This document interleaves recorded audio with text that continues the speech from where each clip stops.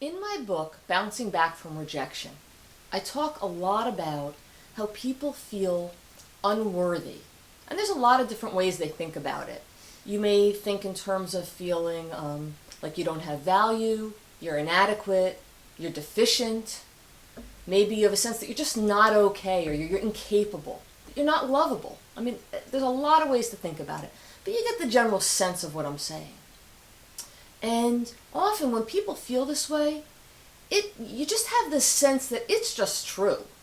You know, there's not even like a doubt in your mind. And even if there is a doubt, like some part of you says, oh, well, I know I can do this or that, in your gut somewhere, in your heart, you don't believe it. But what I would say is, what if you're wrong? What if your gut or your heart is just wrong? And you do have value, you do have worth. And furthermore, I suggest to you that it is wrong. A way that I get at this, or to help you see it in my book, is I use a thought experiment.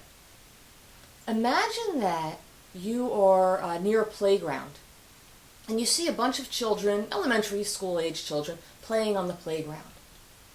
And off to the side, maybe on a bench, you see a child, little boy, little girl, and that child is looking longingly at the other children. Clearly wants to be part of the group, but is afraid, is feeling held back. As you imagine this scene, pay attention to how you feel towards the child. On the one hand, are you feeling like, or you're having these thoughts and feelings of, what is wrong with that kid? Really, what do children have to do? The big deal, that they just have to play with other kids. How hard is that? Man, that child is worthless. Is that how you feel? Or is it more like, oh wow, I can see that kid wants to play with the other kids, and that's so sad. You know, I can tell that they feel so bad about it, right? Maybe your heart goes out to the child. Imagine walking up to the child. Maybe you sit down next to the child and you start to talk to him or her. And you empathize with the struggle they're having, and they're afraid and they don't know if the other kids will accept them. And you support the child and you let them know it's okay. And you encourage the child to go off and play with the other kids.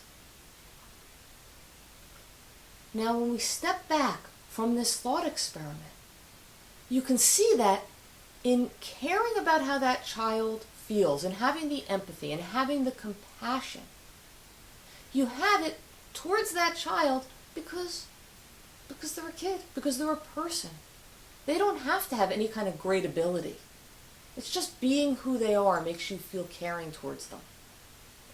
That's what we're going for with you, to learn how to have that compassionate self-awareness of yourself, to be caring towards yourself just because you are who you are.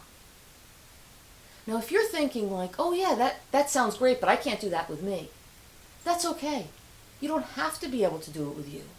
For right now, to just be aware that, hey, you deserve that empathy, that compassion. And then you can practice this. Practice the thought experiment.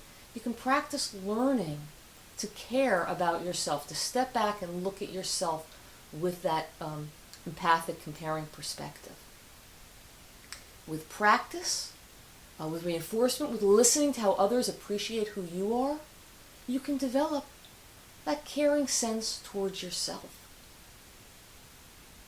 Give it a try. I would love to see any comments you have below about how this works for you.